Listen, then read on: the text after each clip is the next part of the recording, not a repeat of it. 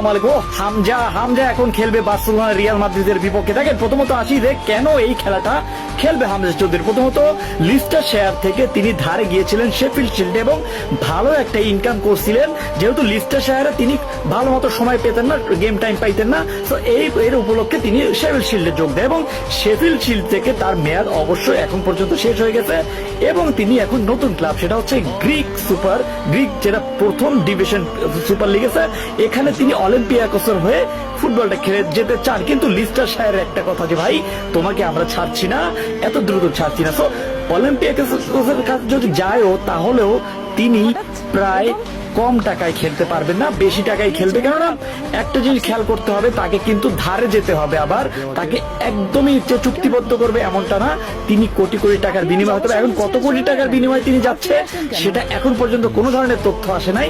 তথ্য যদি আসে তাহলে আমি আপনাদেরকে জানাই দিব। কিন্তু বর্তমানে কথা চলতেছে যে গ্রিক সুপার লিগে সে অলিম্পিয়াকোসের দলের হয়ে তিনি যোগ দিবেন এবং সেটা পুরোপুরি এক ধরনের পাক্কা বলা চলে এবং হামজাও সেটা গ্রিন সিগন্যাল দিয়ে দিয়েছে। সো হামজা যদি এটা গ্রিন সিগন্যাল দেয় তাহলে আমাকে বুঝতে হবে যে অলিম্পিয়াকোস দলটা কি, সেটা গ্রিস সুপার লিগ, যেটা কিনা ওই দেশের লিগের সর্বস্তরের যে লিগটা হয়, তো সেই লিগের প্রত্যেকটা আমরা জানি প্রথম যারা চ্যাম্পিয়ন হয় তারা চ্যাম্পিয়ন্স লিগে খেলে এবং চ্যাম্পিয়ন্স লিগ কাদের বিপক্ষে আমরা খেলতে পারবো, সেটা হচ্ছে আর্সেনাল বলেন, লিভারপুল বলেন, রিয়াল মাদ্রিদ বলেন, এইসব ক্লাবের বিপক্ষে আমরা ওই ধরনের ম্যাচ সিচুয়েশন দেখতে পারবো। এখন কথা আসতে পারে যে তিনি ইংলিশ প্রিমিয়ার লিগ খেলতে কি ভালো হইতো না? ভাই দেখেন, সে যদি ইংলিশ প্রিমিয়ার লিগে খেলে তাহলে তার নামের পাশে হ্যাঁ লিস্টারশায়ার আসবে, কিন্তু তিনি যে কিন্তু গেম টাইমটা তেমন একটা পাবে না ভাই, বললেই চলে। এক্ষেত্রে আপনি যদি গ্রিস সুপার লিগের একটা অলিম্পিয়াকোস যে টিম, সেই দলের পক্ষে হয়ে যদি ভালো মতো পারফরমেন্স করতে পারে তাহলে দেখবেন যে হামজা চৌধুরী পরবর্তীতে আরো মিলিয়ন ডলার ইনকাম করতে পারছে। আপনার কাছে জিনিসটা কেমন লাগে একটু